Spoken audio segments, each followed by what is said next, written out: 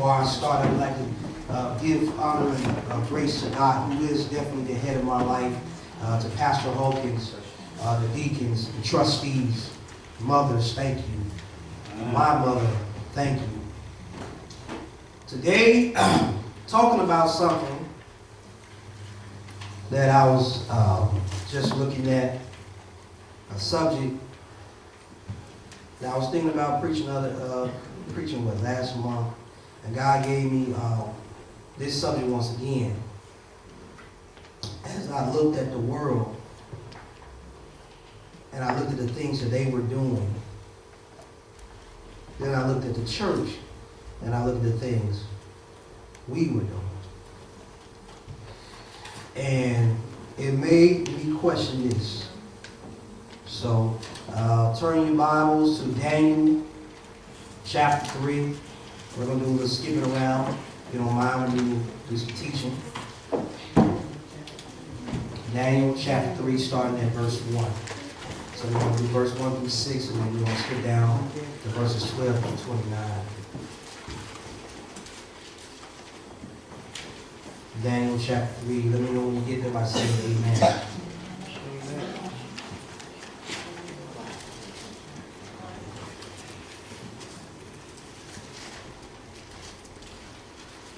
A very familiar scripture, a very familiar story. But God made me to look at it in a different manner. And want me to know when you're ready. Amen. Nebuchadnezzar, the king, made an image of gold, whose height was 80 cubits, and the breadth thereof 6 cubits.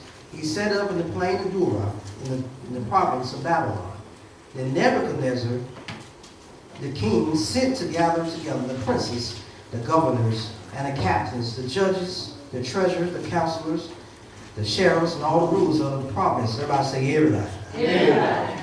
To come to the dedication of the image which Nebuchadnezzar the king has set up.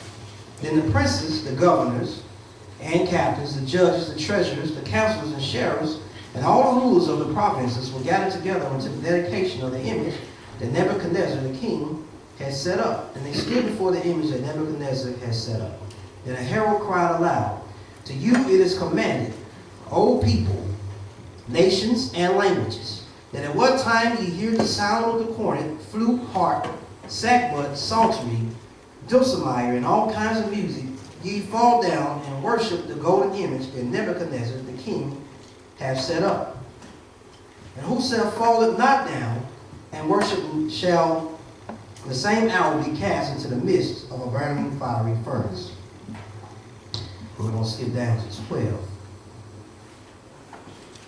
Let me know you get there by saying amen. Amen. There are certain Jews whom thou hast set over the affairs of the province of Babylon, Shadrach, Meshach, and Abednego. These men, O king, have not regarded thee. They serve not thy gods, nor worship the golden image which thou hast set up. Then Nebuchadnezzar in his rage and fury commanded to bring Shadrach, Meshach, and Abednego. Then they brought these men before the king. Nebuchadnezzar said unto them, "It is true, O Shadrach, Meshach, and Abednego. Do not ye serve my gods, nor ye worship the golden image which I have set up? Now ye be ready, that at what time ye hear the sound of the cornet, flute, harp, sackbut, psaltery, and dulcimer, and all kinds of music, ye fall down and worship the image which I have made. Well, but if ye worship not, ye shall be cast the same hour into the midst of a burning fiery furnace. And who is that God shall deliver you out of my hands?"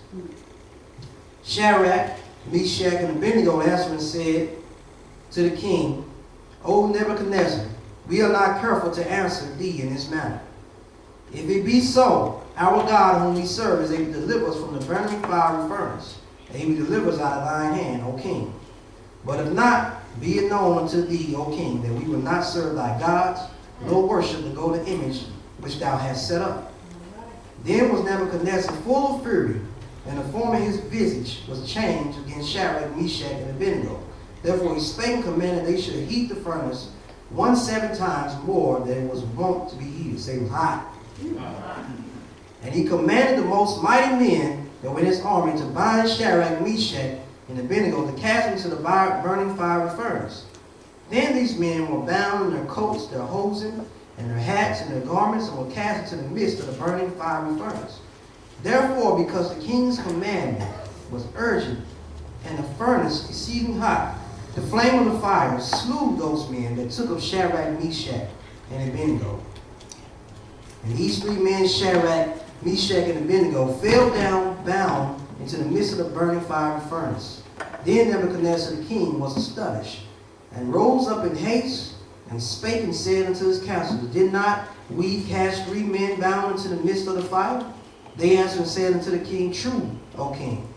He answered and said, Lo, I see 4 men loose, walking in the midst of the fire. Say they saw Jesus. And they have no hurt, and the form of the 4th is like the Son of God. Then Nebuchadnezzar came near to the mouth of the burning of fiery furnace, and spake and said, Shadrach, Meshach, and Abednego, ye servants of the Most High God, come forth and come hither. Then Shadrach, Meshach, and Abednego came forth in the midst of the fire. And the princes and governors and captains and the king's counselors, being gathered together, saw these men, upon whose body the fire had no power, nor was a hair of their head singed, neither were their coats changed, nor the smell of the fire had passed on them. And Nebuchadnezzar spake and said, Blessed be the God of Shadrach, Meshach, and Abednego, who have sent his angels, and delivered his servants that trusted him, and have changed the king's words, and yielded their bodies, that they may not serve nor worship any god except their own God. Therefore I make a decree that every people, nation, and language which speak anything amiss against the God of Shadrach, Meshach, and Abednego shall be cut in pieces, and their houses shall be made a dunghill, because there is no other God that can deliver after this sort. Today I want to talk about I'm not a punk. Today I want to talk about I'm not a punk. All right. You want to caption that, say in captions, I'm bold for God. Okay. All right. Today when we look at so many young people, so many things, they're so bold for the wrong thing. Amen. When it's time for a campaign for one of these rappers, the kids are out there and they're bold for that rapper, a man. Seeing some young people, me and my child went out to eat, taking pictures with money because of what they seen on the internet. Being bold for the wrong thing. When will the time come when somebody stands up and says, I'm not a punk and I'm not ashamed of the gospel of Christ? All right. When will somebody come and step forward for that? But instead, they're always trying to prove their street cred. They're always trying to prove this and that because they don't want men speaking on them in such a manner. And we're going to go back and look at this. Go back and look at Daniel 3, verses 1 through 5.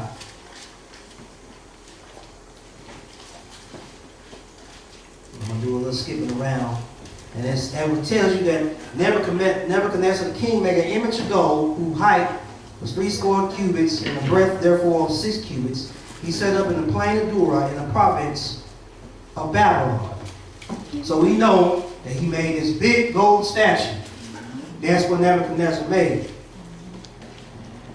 We'll skip down to 3.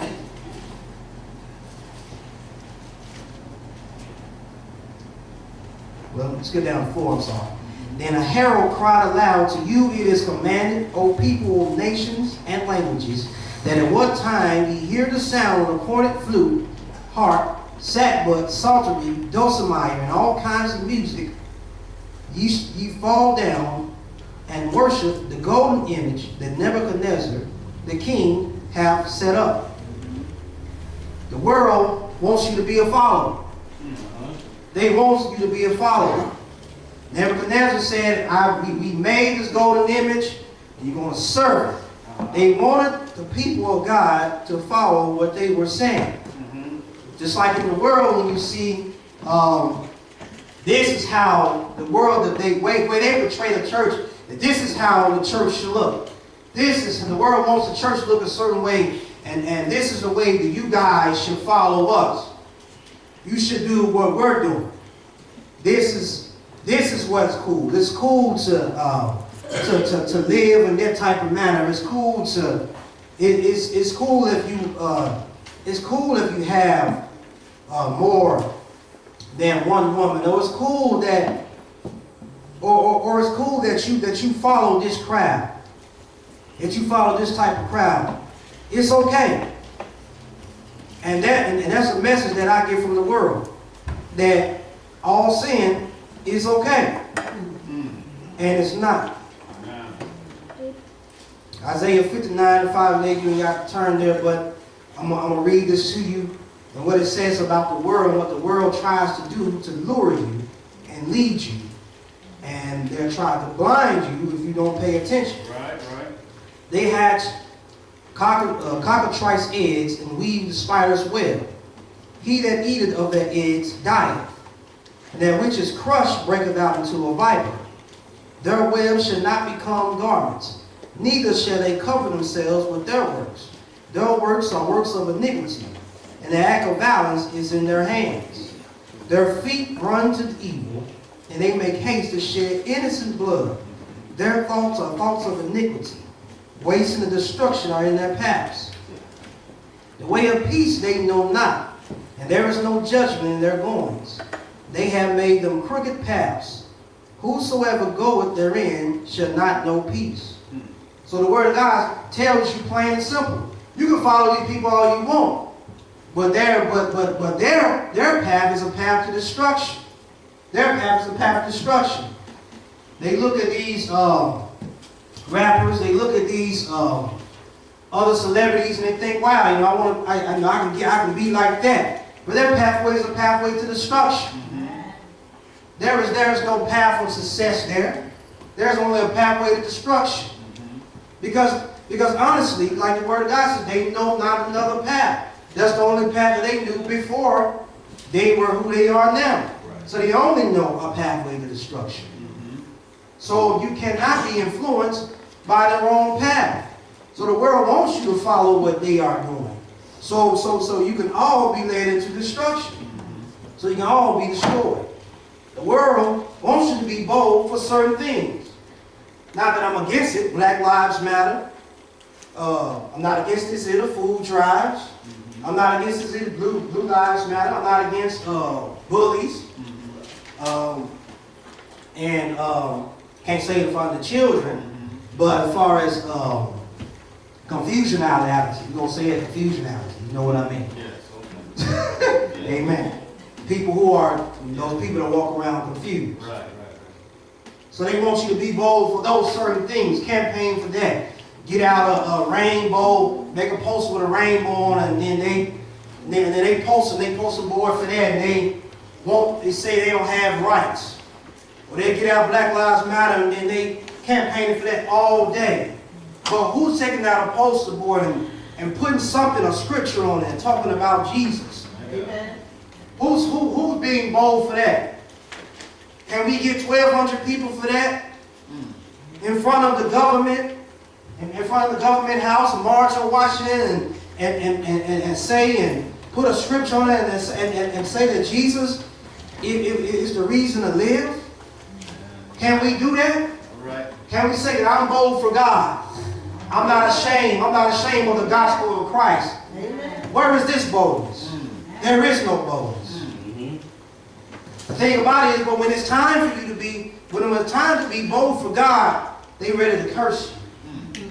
You see it in the news sometimes. You see it on TV. People, a man of God, they can find whatever they try to find on that man, whether it's from his past or whether it's from his present. They want to curse this man and bring him all the way down. Yes.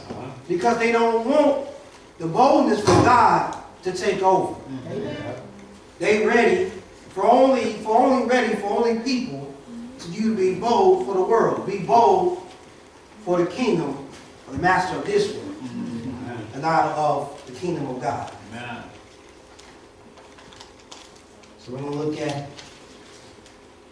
Daniel 3:6.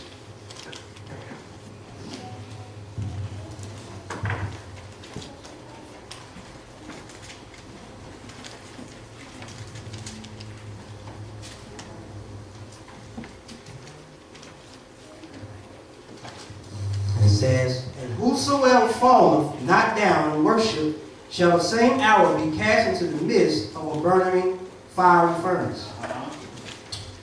The enemy is ready to kill you for not following him. The enemy is ready to kill you for not following him. John 10:10 says, a thief cometh not but for to steal, kill, and to destroy. I have come that they might have life, and they have life more abundantly. So the word says plain and simple. This is the assignment of the enemy. He's coming to kill you. You do not follow what his thing is, you not follow what he's saying, then he will have, then his assignment is he will have things to kill you. He cannot kill you physically, but he'll try to kill you spiritually. Put roads in the way, try to place the wrong people in your life to try to kill you spiritually. If you're not careful. Amen. If you don't try to be bold for God. If you're just being too quiet about God. It's even getting so now that there are rules even in rules and bylaws even at work. That you can't talk about God on the job. Right. Or they're going to try to fire you. Right. They don't want you to be bold for that. But you can talk about Black Lives Matter.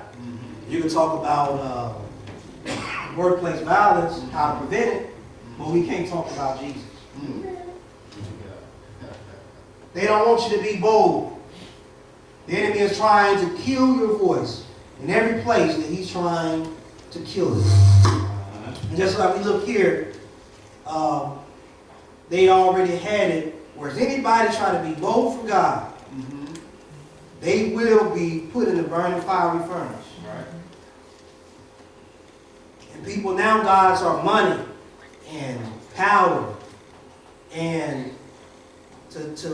all these other things that they're trying to grasp, but not the right thing to be bold for. Right. Well, we're going to look at it right here in Daniel 3:12, with Shadrach and Meshach, whereas they refuse to be bold for the wrong thing. There are certain Jews whom thou hast set over the affairs of the province of Babylon, Shadrach, Meshach, and Abednego. These men, O king, have not regarded thee. They serve not thy gods, nor worship the golden image which thou hast set up. You have to learn to be set apart. What I would say is you have to learn to be an outlier. You said, what is an outlier? An outlier is one that lives or is located outside. He's an outsider, a maverick, a witness, an outlier, an outlander. He's different. He or she is different. They're different. Some people in the world may call them weird. Set apart, holy. Another word for holy, set apart. They was ready to be set apart. They were outliers. Shadrach, Meshach, and Abednego were outliers. They were different. They refused refused to worship something other than who their God was. Yes. John 17:15-18 reads, you can turn to this in your due time, or you can turn to it now. It says, I pray not that thou shouldst take them out of the world, but that thou shouldst keep them from evil. They are not of the world, even as I am not of the world. Sanctify them through thy truth, and thy word is truth. As thou hast sent me into the world, even so have I also sent them into the world. So it's almost like we're aliens in a different world, because we're supposed to be different, outliers, different. We are not to put in this world to react in the same way. You put me in a situation as another man, I should not react in the same way. It should not end in a fight. That situation should end differently, because I'm being bold for God. Being bold for God doesn't mean always having to be spoken out. But your actions can speak loud as well. Amen. Amen. Your actions can speak loud. And not only Shadrach, Meshach, and Abednego words spoke loud, but their actions spoke loud. They did not bend down to this golden statue. Then they told the king, who was the highest person there, told him, we are not bowing down to this statue. We are not bowing down to this statue. And the next point I want to make is Daniel, look at Daniel 3, 13 and 15. Then Nebuchadnezzar, in his rage and fury, commanded to bring Shadrach, Meshach, and Abednego. Then they brought these men before the king. Nebuchadnezzar spake and said unto them, Is it true, O Shadrach, Meshach, and Abednego? Do not ye serve my gods, nor worship the golden image which I have set up. Nor ye be ready that at what time ye hear the sound of the cornet, flute, harp, sackbut, psaltery, and dulcimer, all kinds of music, ye fall down and worship the image which I have made. Well, but if ye worship not, ye shall be cast to the same hour into the midst of a burning fiery furnace. And who is that God that shall deliver you out of my hands? The enemy influenced the world to condemn those who refuse to live like them. You don't live like them. Even if you're a teenager, you don't do the same things that they do. Oh, you lame. You're not one of us. Well, your answer to that could be, yes, I'm not one of you. I'm different. I'm set apart. And that's what happened to them. They got condemned. They were condemned by the king. Isaiah 50 and 9 says, Behold, the Lord God helps me. Who is he who condemns me? Behold, they will all wear out like a garment. The moth will eat them. So eventually, the person who comes up against you will not prevail. As we know at the end of this, they will not prevail. They will not win. That God has made, if you are bold for God, God will do what he wants to do for you. So I think a passage in the Word of God that he says that if you disown him, he will disown you. But if you show that you love him, then he will also show that he loves you. So Shadrach, Meshach, and Abednego already knew that they had to be bold for God and tell the king, show the king, I'm not a punk about this. But you have to think about it. Maybe, even in the midst of that, just like the greatest leaders that we've seen come about, they were still afraid. They were still afraid. But God gave them courage to be bold about what his word said. So 16 to 18 says, Shadrach, Meshach, and Abednego answered and said to the king, O Nebuchadnezzar, we are not careful to answer thee in this manner. If it be so, our God, whom we serve, is able to deliver us from the burning fiery furnace. He will deliver us out of the hand, O king. So basically it said we are confident that our God is going to deliver us out of this fiery furnace. We ain't worried about what you got, what you're doing, about how you're going to do it and when you're going to do it. We know that God is going to deliver us. God is going to save us. And that's the same type of boldness that we should have about God and about our situations in life, is that I don't care okay, I'm faced with this, but I know that God is going to bring me out of this. I am confident in my God that I will come out of this thing victorious. Amen. And it said, if it be so, our God, whom we serve, is able to deliver us from the burning fiery furnace. He delivers out of thy hand, O king. But if not, be it known unto thee, O God, and we will not serve thy gods, nor worship the golden image which thou hast set up. So they were so bold about this thing. They were so gangster about this thing that they said, even if I burn up and I don't make it out of this, I know where I'm going.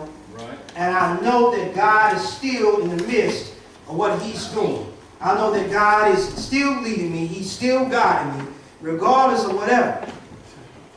Because I'm trusting in God. So basically saying, be bold and confident in your Lord. Trust in the Lord, regardless of what you're facing. Philippians 1:6, for I am confident of this very thing, that he who began a good work in you will perfect it until the day of Jesus Christ. Hebrews 4:16 says, therefore let us draw near with confidence to the throne of grace, so that we may receive mercy and that grace to help in a time of need. The Lord can never let you down. The Lord can never let you down. Why would he do it now? He's never let you down in the past. And when you face something new, you think that he's going to let you down again. Why would he let you down? 18, now get to 18:25. Look at this. But if not, be it known unto thee, O king, then we will not serve thy gods, nor worship the golden image which thou hast set up. And Nebuchadnezzar got mad. He said, then, but Nebuchadnezzar, full of fury, and the form of his visage was changed against Shadrach, Meshach, and Abednego. Therefore he spake and commanded they should heat the furnace 7 times more than it was wont to be heated. So he got even mad and told him to turn the furnace up even more than what I usually turn it up, because I want them to burn.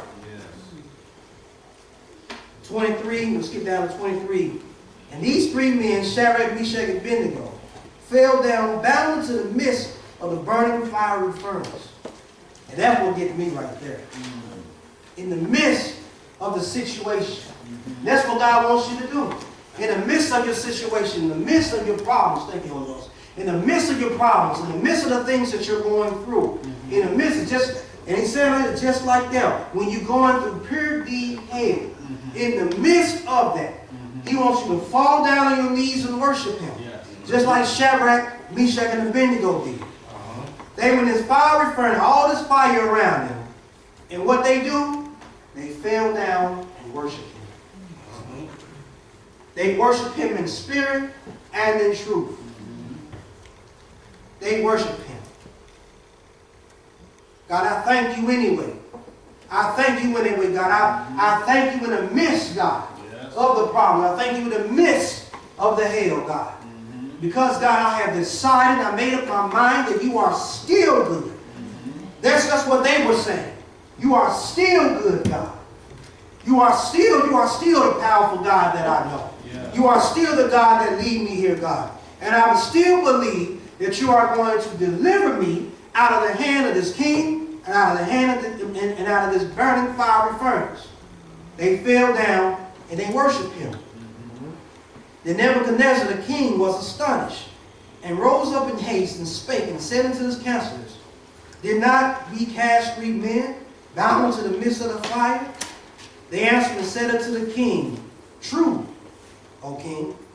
And the thing about this, even, and I want to add this, even when you're going through your problems, even your enemies will see God in your problems.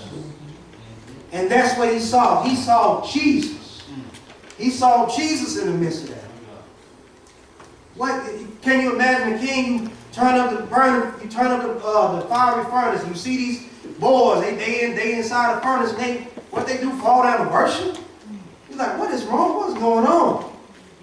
Then you see a 4th man. And then they say he was like the Son of God. So he saw Jesus. He answered and said, Lord, I see 4 men loose, walking in the midst of the fire, and they have no hurt. And the form of the 4th is like the Son of God.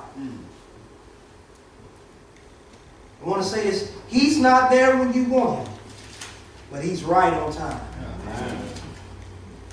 Jesus showed up right there on time. They didn't even know Jesus was going to show up right then and there. But they believed that God was going to deliver them from that fiery furnace and out of the hand of the king. That's right. That's why they fell down and worshiped. Because God, we believe. Even in the midst of our problems, how many can we do that? When we get frustrated, things come about, financial situations, kids acting up, things are not acting right, car won't start on time. When can we sit up there and fall down our knees and worship God? That's why it's very important to worship God. Very important to praise His name in the midst of the problem, in the midst of the hell. Not just when I'm smiling, not when everything's going right, but when everything is going wrong. Amen. The same way that He turned around the situation for Abednego, Shadrach, and Meshach. Shadrach, Meshach, and Abednego. It's the same way that He'll turn around the situation for us. Yes. Psalms 94:14 says, "For the Lord will not abandon His people, nor will He forsake His inheritance." And a popular one, Psalms 37:25, I have been young and old. I've been young and now I am old. Yet I have not seen the righteous forsaken or his descendants begging bread. God will never forsake you. He always said, I will never forsake you nor leave you. He's right there. Even in the midst of that situation. Yes. Maybe Shadrach, Meshach ain't no make it to it. They knew Jesus was with them. Amen. And they fell down and worshiped God. Jesus is with me. I ain't worried about this. You going to put me in the fiery furnace, I'm good. And they got in the fiery furnace and you ain't talking about nothing, King. Because you're going to see the power of my God versus your little gods. Yes. Mm-hmm. Amen? Amen. Yes. So many people are not trusting God. And so many people trying to trust in little gods. They're depending on the money. They're depending on people. Depending on other things. But when those things let them down, the only person that you really can turn to is God. Yes. Yes. We're going to look at 26 to 29. And it says, "And Nebuchadnezzar came near to the mouth of the burning fiery furnace and spake and said, Shadrach, Meshach, and Abednego, ye servants of the Most High, come forth and come hither. And Shadrach, Meshach, and Abednego came forth in the midst of the fire. And the princes, governors, and captains, and the king's counselors being gathered together, saw these men, upon whose body the fire had no power. It had no power. Nor was an hair of their head singed. It did not even touch it. Neither were their coats changed, nor the smell of the fire had passed them. So it did not touch them. It was just like they were just in there. And Nebuchadnezzar spake and said, Blessed be the God of Shadrach, Meshach, and Abednego, who have sent his angel, and delivered his servants that trusted in him, and have changed the king's word, and yielded their bodies, that they may not serve nor worship any god, nor accept their own God. Therefore I make a decree that every people, nation, and language who speak anything amiss against the God of Shadrach, Meshach, and Abednego shall be cut in pieces, and their houses shall be made a dunghill, because there is no other God that can deliver after this sort. God will make your enemies follow him. The word of God says plain and simple, Philippians 2:10 and 11, that at the name of Jesus every knee shall bow of the things of the earth and things under the earth, and that every tongue shall profess that Jesus Christ is Lord, to the glory of God the Father. Eventually, the world will worship the one true God. That's right. They don't think it. They don't think it now. They don't know it yet. They think that all these other things that they have to worship, or all these other people they have to worship, or all the other things that they have to follow. I'm sorry, brother so and so in the mosque. It's not Allah. It's the one true God that you're going to have to follow. That's the one that you're going to have to worship. Right. I'm sorry, the sister that's chanting 3 or 4 times a day in the Buddhist plan. It's not that statue that you're going to have to end up bowing down to, but it's God. Yeah. I'm sorry, the brothers that's on the streets and the brothers that's in the hood, it's not going to be the dollar bill It's going to be Jesus. It's going to be God. It's going to be the thing that every tongue shall confess and every knee shall bow. Yeah. So eventually, that's what happened to the king. He eventually started worshiping their God. This is the Most High God. Not that statue that I built. That statue cannot save us like this man of God saved them. Come out the fire, not touch. And that's the same thing that God has done for us in our lives. That's why we're here today. Because we came out the fire, not touch. You have been through the fire, you have been through the storm, and you came out of that thing not touching, coming out the way that you look. Not looking your age, looking good. God brought you out of that thing. Not touch. And you tell somebody what you've been through, and they're like, wow, you've been through that? Nobody but God.